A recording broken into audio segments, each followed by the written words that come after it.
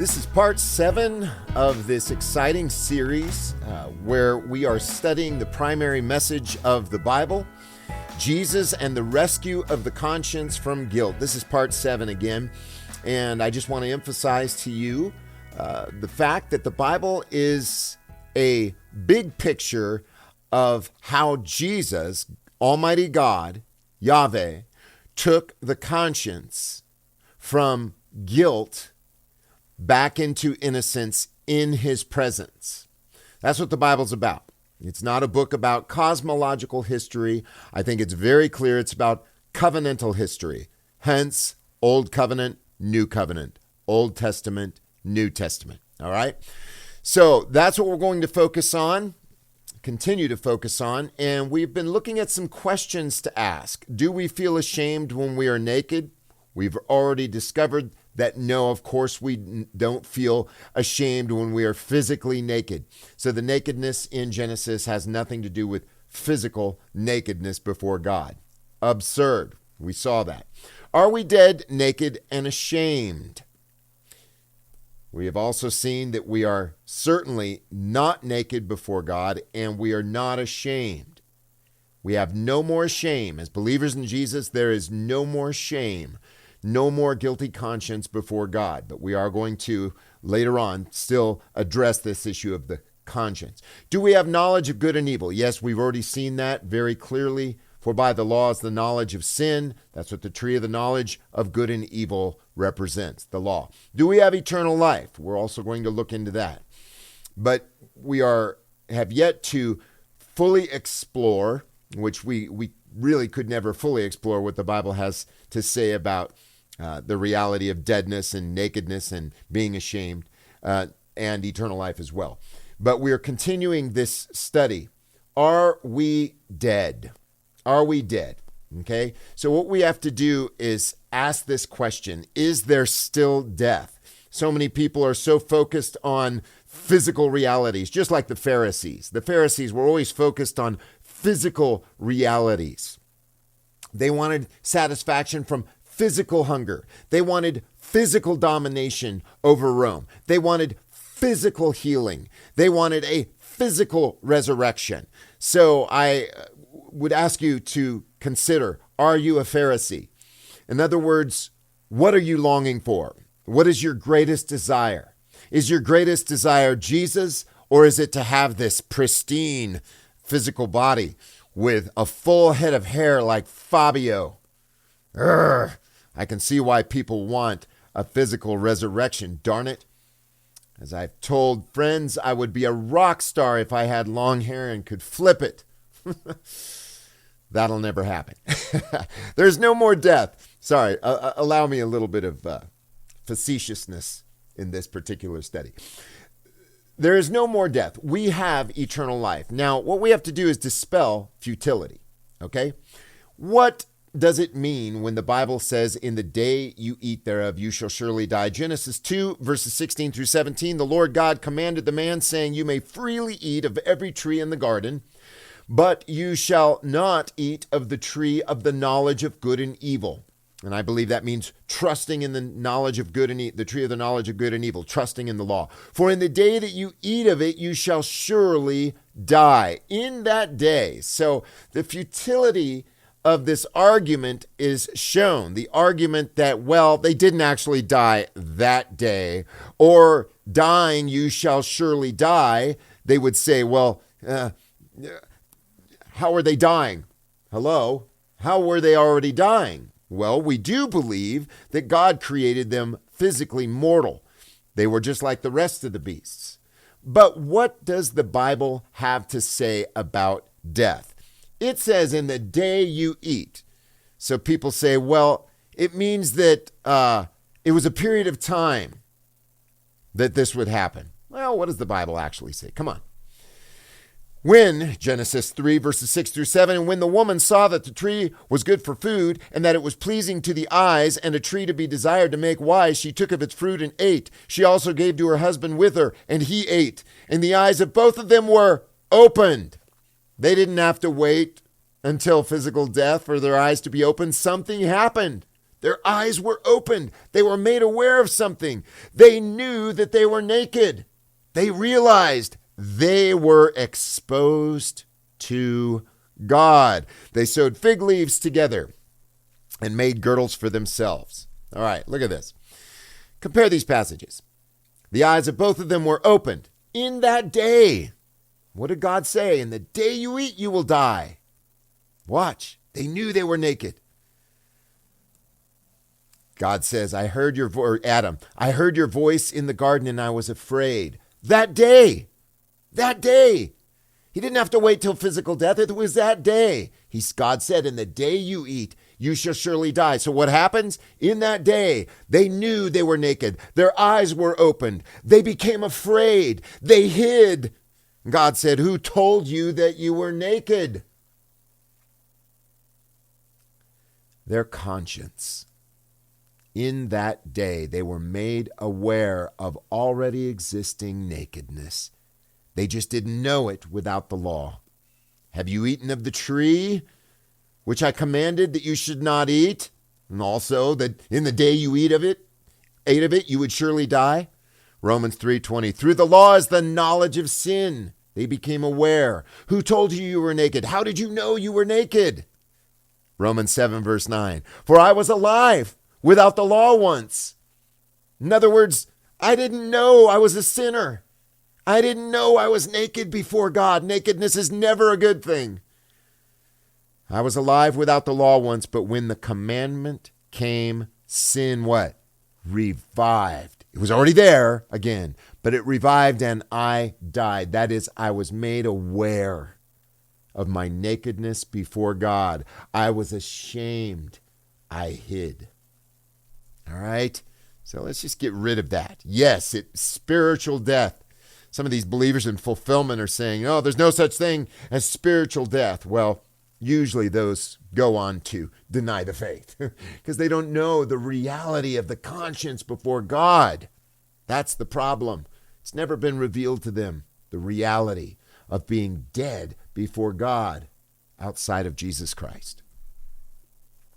So let's see. Is it spiritual death? Of course it is. Matthew 8, verse 22. Jesus said to him when he said, come on, follow me. And they're like, oh, I got to go bury my father. Jesus says, follow me. Let the dead bury their dead. Matthew 23, verse 27. Woe to you, scribes and Pharisees, hypocrites. You are like whitewashed tombs, which indeed appear outward beautiful outside, but inside you are full of dead men's bones and all uncleanness. Death. Luke chapter 20, a famous resurrection text. Now look at this carefully with me. And by the way, if you want to check out an article that I've written on why are people still given in marriage, go to eschatology.com/why marriage, one word, .html. That's eschatology.com/why marriage.html. Okay? But let's look at this briefly. Luke chapter 20, verse 34 through 40. And Jesus answering said to them, the sons of this age, well, what age was that? It was the old covenant age. The Bible says in Hebrews 9, Jesus appeared once in the end of the age, to put away sin by the sacrifice of himself. There was a new age that was coming, a new covenant age. The age in which Christ came was the old covenant age, to put away, to cancel sin. Okay, so there's this age, which they said was the old covenant age, this age, and then the age to come was the new covenant age. Okay, make sure we understand that. That's very important. And even Paul said in 1 Corinthians chapter 10, all these things happened to them for our example, upon whom the end of the age has come. Okay, so Jesus answering said, the sons of this age, old covenant age, do marry and are given in marriage. I know what you're thinking, but aren't we still married? Bear with me, please, be patient. But those accounted worthy to obtain that age, which is the new covenant age, and the rising again that is out of the dead, neither marry, nor are they given in marriage. What did Paul say? Galatians chapter 3, in Christ there's neither male nor female, bond nor free, barbarian, Scythian, You're all one in Christ Jesus. That's in the resurrection, in the eternal, spiritual, unseen kingdom. Sure, outwardly speaking, of course, we still get married. In God's kingdom, though, he said, my kingdom's not of this world. The kingdom of God dwells in you. As God sees you, it's not about marriage, spiritually speaking. For neither are they able to die anymore. What did Jesus say? He who lives and believes in me will never die. Do you believe this? For they are like messengers.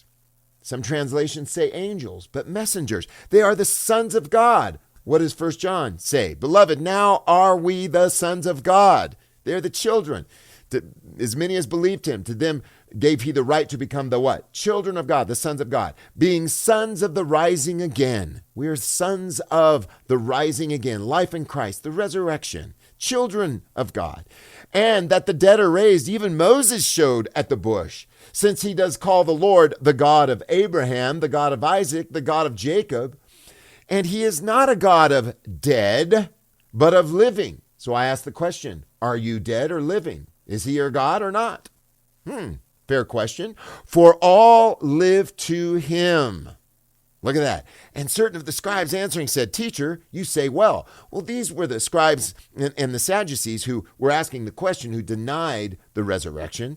And Jesus is trying to correct their erroneous interpretation of the resurrection, which was given to them by the Pharisees. The Pharisees wanted physicality. They wanted everything physical, carnal, whose God is their belly and glory is their shame, Paul says in Philippians 3. All right, so let's look at a comparison here. He is not a God of dead men, but of living. For, as one account says in Matthew, in the resurrection, all live to him. In the resurrection, all live to him. Look at Romans chapter 6, verses 10 through 11.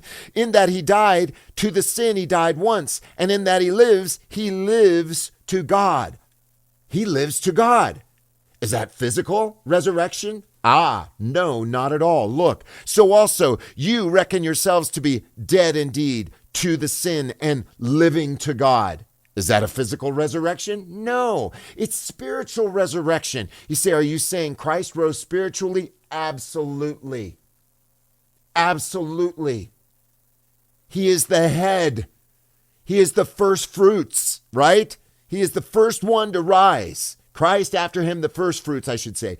After him, the first fruits. All who believe on Christ are joined, united together in the church, which is his body. This is a spiritual life, a spiritual resurrection, spiritually living unto him. A new conscience, a conscience that is no longer guilty, as we will see. So in that he lives to God. Context is clear.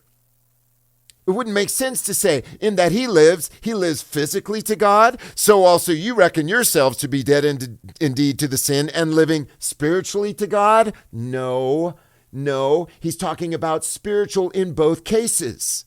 For in that he died to the sin, he died once. This is talking about dying our spiritual death. Yes, he became sin so that we would become the righteousness of God. Wow, this is beautiful. His conscience became our dead conscience. Think about that. The love of the perfect, holy Lamb of God became guilty, became naked, ashamed, hidden. Wow. The Bible says in Isaiah 59, he has hidden his face from you, as he says to those under law, hidden his face. He won't shine. His countenance will not be upon you. God took his countenance. The Father took his countenance. He is of purer eyes than to behold evil. You meditate on that. Man, this is just in the most remarkable, somber, and joyful way. God has just leveled me and at the same time lifted my heart. Thank you, Jesus. To the sin he died once, and in that he lives to God. So also reckon yourselves to be dead indeed to the sin, and alive unto God, living unto God. How? In Jesus Christ our Lord. This beautiful passage now makes so much more sense. Ephesians chapter 2, verses 1 through 6. And he has made you alive spiritually, who were once dead spiritually in trespasses and sins, in which you once walked according to the course of this world, according to the prince of the power of the air. That has to do with the conscience, the spirit that now works in the children of disobedience, among whom we also had our way of life in time past, in the lusts of our flesh, fulfilling the desires of our flesh and the thoughts. And we were by nature children of wrath, even as others. But God, bless God, praise God, who is rich in his mercy. Look at this. For his great love with which he loved us. Man, are we rich in mercy? God was rich in mercy. Go and learn what this means. Jesus said, I want mercy and not sacrifice. But God, who is rich in mercy, what does it say? God delights in mercy. Micah chapter 7. He loves being merciful. And what did his mercy accomplish? What did it cause? For his great love with which he loved us, he sent his only begotten Son, even when we were dead spiritually in sins, conscience, alienated from God, hidden, ashamed, has made us alive spiritually together with Christ. By grace you are saved. Salvation is the equivalent of being made alive in Christ. They're synonymous. And has raised us up spiritually together and made us sit together spiritually in the heavenlies in Christ Jesus. Man, can I get a hallelujah? That's exciting. That's exciting. That ain't religion. That is a beautiful relationship in the presence of God. We are in his presence. That's life everlasting. We're not spiritually dead anymore. Praise the Lord. All right. Subscribe to our channel, please. YouTube. Go to YouTube and subscribe. Type in NCMI Live and press subscribe. And also, please, if you were blessed by this, please support us. Patreon.com/NCMI Live. Please support us financially. And it helps buy equipment, pay for software, and more equipment to make these. I really do. I want to, as much as possible, make these presentations professional. I'm working at it. I'm growing. But please help out in that area and give God thanks for what he's done. Offer up praises and thanksgiving for this enormous sacrifice of Jesus, and that he has caused us to dwell in his presence. He dwells in us. Jesus, our Emmanuel. God's richest blessings, and may you shout this from the housetops and proclaim the name of Jesus above every other name, that he is Lord, to the glory of God the Father. Amen. God bless you.